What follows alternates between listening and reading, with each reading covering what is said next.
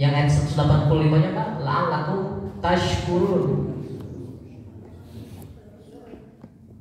Nah, supaya kalian bersyukur. Jadi salah satu tujuan ibadah saum itu Allah menginginkan kita mampu meningkatkan kualitas syukur. Bagaimana supaya kita bisa bersyukur? Tarik ke belakang Pak. Di ayat yang ke-185 ini, sebelum Allah menyebutkan la'allakum tashkurun, Allah sebutkan dalam ayatnya walitukabbirullah, dan supaya kalian meninggikan nama Allah ala ma hadakum, atas apa yang telah dihidayahkan kepada kalian, wa la'allakum tashkurun. Artinya sifat syukur baru bisa muncul dalam diri seseorang ketika dia mampu menghilangkan ketakaburan. Takabur dalam diri kita itu penghalang untuk menjadikan kita mampu bersyukur. Sepanjang kita masih merasa diri lebih baik daripada yang lain, merasa diri kita lebih utama daripada yang lain, maka kita tidak akan mampu bersyukur kepada Allah. Makanya dalam ayatnya sebelum bersyukur kata Allah walitukabbiru, poin utamanya adalah kita mampu meninggikan agama Allah. Ini yang harus kita catat dalam diri kita. Bagaimana untuk mewujudkan rasa syukur yang tadi, yang wujudnya adalah hati dan pikiran yang bersih, ketika kesombongan dalam diri kita mampu kita hilangkan. Kan tadi diantaranya menganggap diri kita lebih utama, lebih besar daripada yang lain. Makanya kadang nunggu gak salah saha, nya nunggu domentar kurang, manehna merasa bahwa dirinya tidak pernah punya salah. Tapi seharusnya dibalik, kita itu ketika ada orang yang mendolim kepada kita, maka yang perlu kita pikirkan adalah posisi ketika mungkin kita yang pernah mendolimi orang tersebut. Jadi Pak, kalau misalkan ada orang yang bilang, apa tuh si bapak anu mah pedih, kumaha nggak balas apa? Mun aya menyebabkan orang pedih, nah kita bagaimana Pak? Emosi nggak Pak? Emosi. Cek saha orang pedih. Sageunahna wae ngomong teh. Padahal itu cara Allah mengingatkan kita.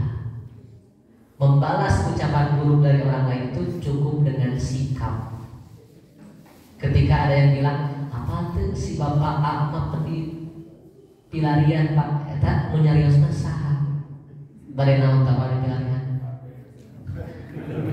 Bade naon Pak? Di haprede cenah dieu. Bade dipasihan. Kunaon kata jalmi nyebat orang pedih Pak? Panginten kantos kalangkung ku urang teh teu kapasihan. Nya ku Allah teh diwartosan, kita diberitahu dengan cara eta jalmi nyebatkeun urang pedih. Ih saya tahu pedih pasihan ku urang. Tah. Nyarios pedih deui moal apa? Nyarios pedih deui moal jempe. Tapi lamun cek urang, kalau kita membalasnya dengan saha pedih saya sampaikan kali panjang deui tuh Bu. Panjang deui Pak. Geuning saya teu kabagean jadi. Nah, yang paling mudah, yang terbaik ketika ada orang yang menjelekkan kita, baik itu misalkan contohnya tadi disebut orang yang pedih, maka cara membalasnya dengan memberi kepada orang itu. Ya, karena bisa jadi itu cara Allah mengingatkan kepada kita ada orang yang terlewat untuk kita beri di kehidupan kita. Nah, kadang karena hati dan pikiran anu teu bersih, ketika datang hal yang tadi disebut pedih, anu kapikirkan apa? Negatif langsung. Oh, sudah menyebutkan pedih itu aya, padahal itu alarm. Soal teh ieu aya nu kalangkung, teu acan kapasihan. Dengan cara yang seperti ini, maka harus membersihkan hati dan pikiran kita, jangan sampai yang kita terima itu menjadi negatif. Setiap yang datang kepada kita terima dengan pikiran dan hati yang bersih. Ada orang yang menjelekan kita, ada orang yang memarahi kita, maka renungkan kela ieu jalma teh kunaon bet ambek. Karena dalam ayat Al-Qur'an pun kata Allah, orang yang beriman itu famanit taqwa, maka bagi siapa yang bertakwa punya sifat ini Pak. Orang yang bertakwa itu wa aslaha, dia suka memperbaiki. Yang pertama dia perbaiki adalah dirinya dulu. Jadi kalau ada orang yang berbuat negatif pada kita, orang yang mendolimi kita, jangan dulu emosi Pak. Tapi yang harus kita lakukan adalah introspeksi diri dulu. Ada apa dalam diri kita? Kenapa orang lain berlaku dolim pada kita? Kita cari. Oh mungkin saya kurang begini, saya kurang begini. Itulah sifat dalam Islam. Bahkan kata Nabi dalam hadis disebutkan, nanti sepeninggalanku kata Nabi akan muncul umat-umatku yang mana mereka itu punya sifat ananiyah. Ananiyah itu dari kata ana. Ana itu aku, diberikan ia tak di akhirnya menunjukkan sifat ananiyah, sifat yang mementingkan diri sendiri, egois. Nah, akan muncul sifat egois. Para sahabat bertanya, wahai Rasulullah, lalu apa yang harus aku perbuat?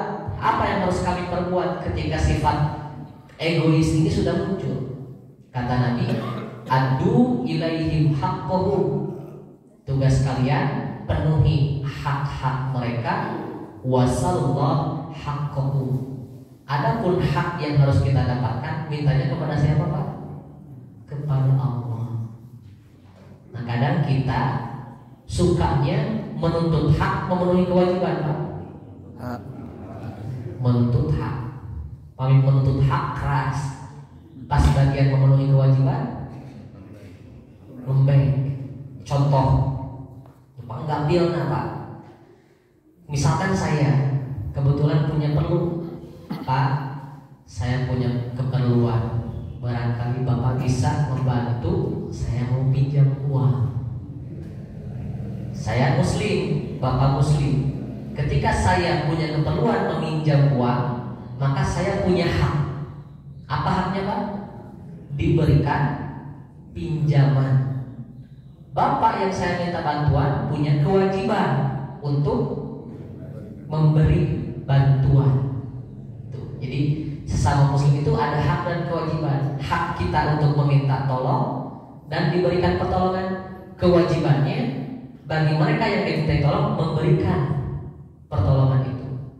Nah, saya punya keperluan bantuan minjam uang, maka saya punya hak dipinjami. Bapak punya kewajiban untuk meminjam.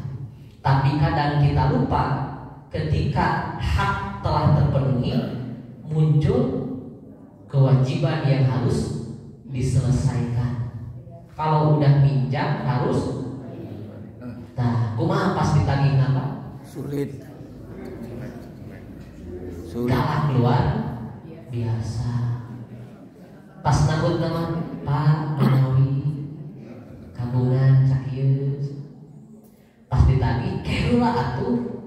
Jika utara panggil wae, isuk panggil deui. Apalagi ketika yang meminjamnya itu keluarga kita. Cik atunya boga adik teh. Ninggal panggil ditagih we, ditagih udah dibayar kayak gitu. Kan dulu sorangan teh. Nah, mau itu kepada adik kita ataupun siapa itu, ketika kita meminjam, artinya kita punya kewajiban untuk mengembalikan. Kayak urusan ayo namina nambut mater. Nah kadang ini juga Pak, Bu yang dilupakan. Bu,